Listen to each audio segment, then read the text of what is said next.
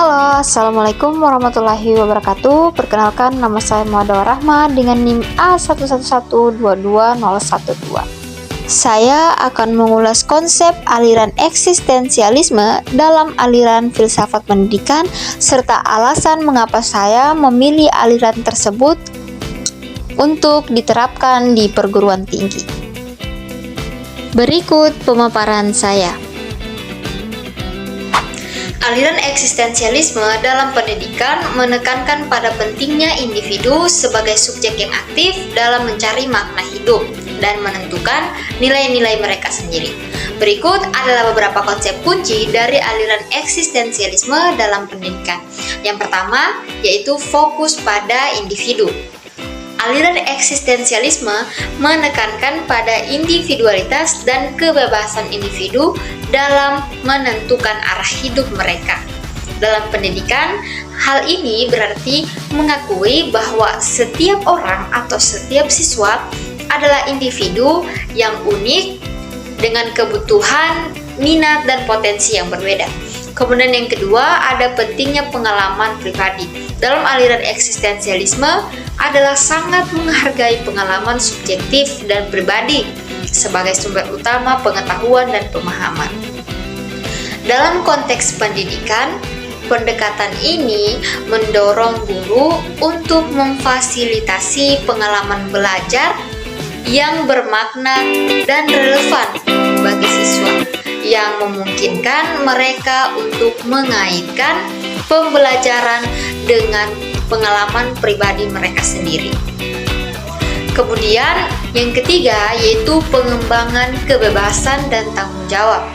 Dalam aliran eksistensialisme menekankan pentingnya kebebasan individu untuk membuat pilihan dan mengambil tanggung jawab atas tindakan mereka.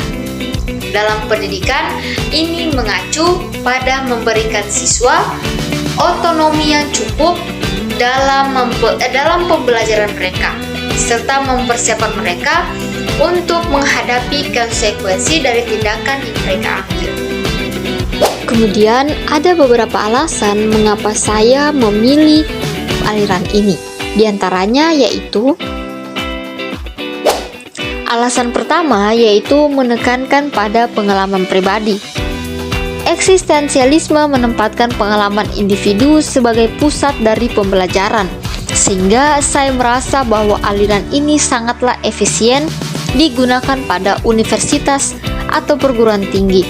Sebab beberapa alasan. Yang pertama, semua orang pastinya memiliki pengalaman dan ini bersifat pasti. Ini memungkinkan mahasiswa untuk mengeksplorasi dan mengembangkan pemahaman pribadi mereka tentang dunia dan diri mereka sendiri. Kemudian yang kedua, pengalaman pribadi seseorang tentu berbeda-beda, sehingga kecil kemungkinan akan adanya diskriminasi terhadap nilai. Sebab orang-orang tahu bahwa semua pengalaman individu masing-masing berbeda. Kemudian alasan ketiga, saya merasa bahwa semua orang dalam hal ini mahasiswa pasti akan mengerti dengan pembelajaran apabila pembelajaran tersebut berkaitan dengan pengalaman yang sudah mereka alami. Pendekatan ini memungkinkan ruang bagi keberagaman pengalaman dan pandangan di dalam lingkungan pendidikan. Kemudian yang kedua yaitu pengembangan kemandirian dan tanggung jawab. Aliran ini menekankan pentingnya individu untuk membuat pilihan dan menghadapi konsekuensi dari tindakan mereka. Sehingga saya merasa bahwa aliran ini sangat efisien dan sangat patut untuk dilaksanakan di dalam suatu pendidikan. Dalam pendidikan tinggi atau perguruan tinggi, hal ini mendorong pengembangan kemandirian, kemampuan mengambil keputusan dan tanggung jawab atas proses pembelajaran dan kehidupan akademis. Kita ketahui bersama bahwa pengambilan keputusan haruslah diputuskan dengan benar dan harus oleh orang yang bertanggung jawab. Coba bayangkan jika seorang individu yang karakternya tidak mandiri dan selalu tergantung kepada orang lain yang diberi tanggung jawab, maka semua urusan yang diambil tentulah bukan hal yang bermanfaat untuk orang banyak. Sehingga aliran ini mencoba membangun kemandirian dan tanggung jawab masing-masing individu.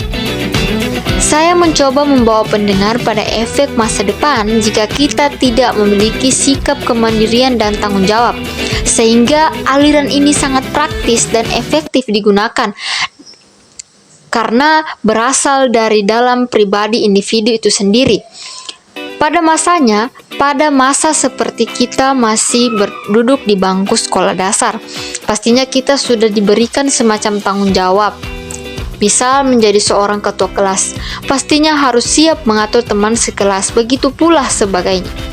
Sehingga aliran eksistensialisme ini sangat efektif digunakan dalam pendidikan formal, baik dari SD, SMP, SMA, dan perguruan tinggi, karena berasal dari diri pribadi.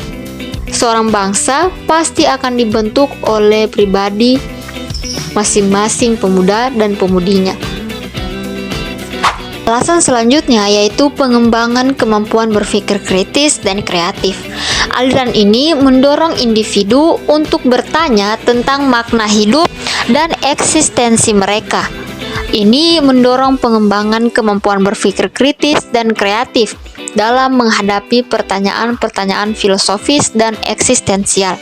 Dan tentunya ini sangat dibutuhkan oleh mahasiswa karena mahasiswa dituntut untuk bisa berpikir kritis dan menyelesaikan pertanyaan-pertanyaan filosofis. Sehingga disinilah aliran eksistensial bisa menjadi wadah untuk mahasiswa berpikir kritis.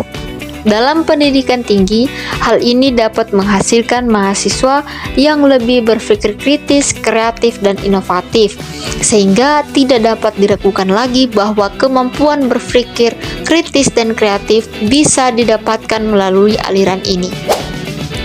Kemudian, relevansi dengan kondisi manusia kontemporer.